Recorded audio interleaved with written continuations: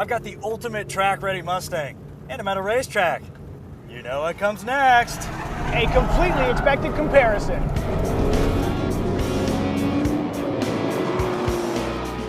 All right, what are we comparing? Let's start with the Ford Mustang GT350. It's like a normal Mustang, but with 2-mode adaptive dampers, big old Brembo brakes, and a naturally aspirated 5.2-liter flat-plane V8 that sounds like cyborg Kenny Rogers gargling hot asphalt. In this specific case, we've got the racier GT350R. That R adds $7,500 to the price tag, along with a slightly lower ride height, Michelin Sport Cup 2 tires, these sweet 19-inch carbon fiber wheels, and this imposing wing, and deletes the mostly useless rear seats, but also the air conditioning, media center, and backup camera, which Ford generously reinstalls for an additional $3,000. Grand total, including these Cobra Commander racing stripes and a $1,300 gas guzzler tax, $67,745. Then there's the Chevrolet Camaro ZL1. For a little less than $64,000, also including a gas guzzler tax, you get magnetorail-logical adaptive dampers, easy for me to say, Goodyear Eagle F1 supercar tires, an electronic limited slip differential, standard Recaro seats, a flat-bottom steering wheel, because race car, and functional exterior changes that just happen to look totally rad, including this front splitter, a carbon fiber hood air extractor, these rocker moldings, and this 3-stanchion spoiler. Under the hood sits the same supercharged and intercooled 6.2-liter LT4 V8 engine that powers the Corvette Z06, though it has to drag around an extra 300 pounds or so in the ZL1. Following a rich tradition of internet comparison videos, I'll be driving this ZL1, arbitrarily defending it against Zach in the GT350R. A car I've been assigned to love unconditionally for the sake of this video.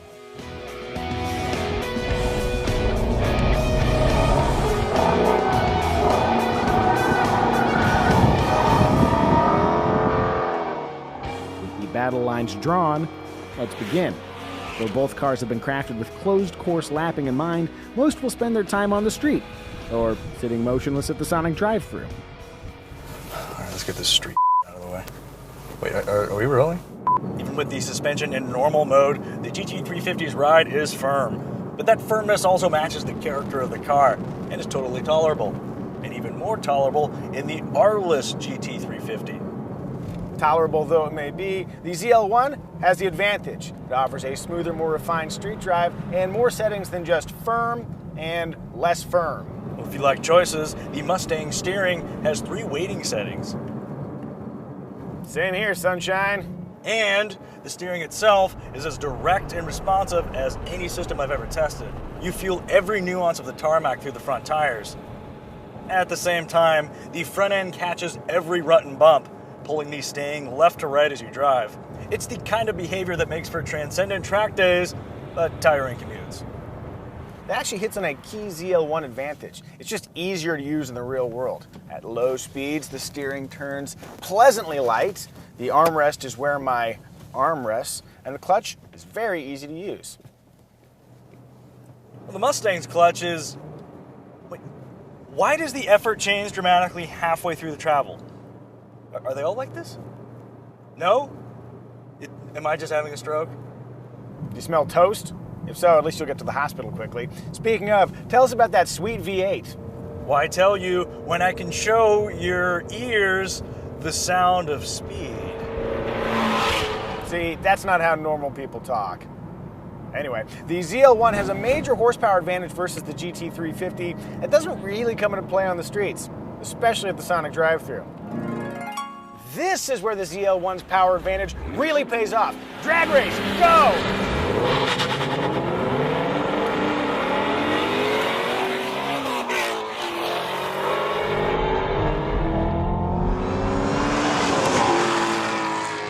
All right, the ZL1 is clearly faster in a straight line, but how does it corner?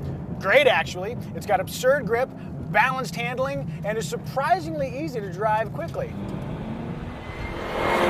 Well, I've got great grip too. Mustang steering is a bit quicker and offers a little bit more feedback, but honestly, both cars handle exceptionally well. How about the brakes? These Brembos provide more than enough stopping power, consistent feel, and they haven't faded. Yet. Same story here. Brembos, thumbs up. Another thing, the GT350's transmission is fantastic. Super short throws, direct, satisfying action, and the pedal arrangement makes for easy heel-toe downshifts. Heel-toe downshifts? What, are you driving the thing to a barn raising? This thing has automatic rev matching on the downshifts. All I have to do is jam it in the gear I want. It automatically matches revs and makes me look unnaturally talented. Well, some of us just like to put in a little extra effort. Says the guy who drives a quarter mile to the gym.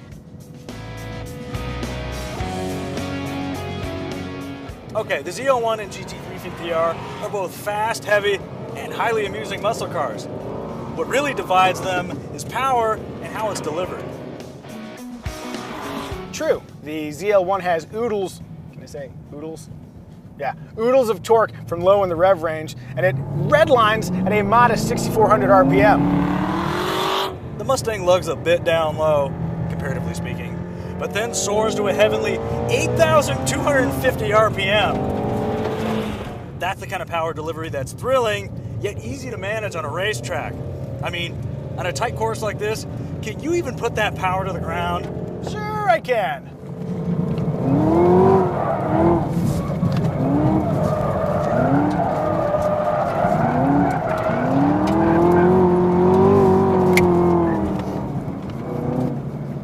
Look, unless you're getting paid to drive, the real question is fun.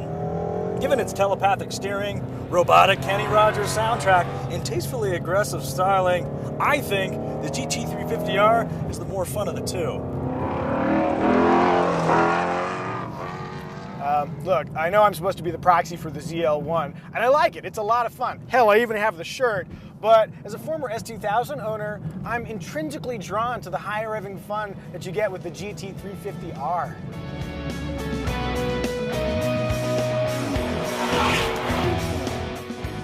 See, this is why I always wear an extra shirt underneath my shirt with the direct competitor on. Brand loyalties being what they are, you probably already have a strong preference for the Ford Mustang GT350 or the Chevrolet Camaro ZL1. But just in case you're undecided, consider the following. How important is it to see out of your car? Can you live with a lip spoiler so low you'll definitely rip it off pulling into the sonic drive-thru? Will you miss having a handbrake, requiring you to initiate drifts with the clutch, a flick, or monstrous amounts of torque like a chump? Should your arm rest on a cup holder or an armrest? Do you want an absurdly angled infotainment screen? Does an inconsistent clutch pedal make that vein in your head pop out? How much unusable horsepower do you really need? Would you like an extra 124 horsepower without spending a dime more? Do you like automatic transmissions? Answer these questions, and you'll know which car to buy. Honestly though, there is no wrong answer. Whether you choose the pinnacle of Camaro-dom or the current king of Mustang Mountain, you're gonna get a quirk-filled car that turns heads and hauls ass. More importantly, you'll get a car that anonymous strangers can ridicule on the internet. Happy shopping!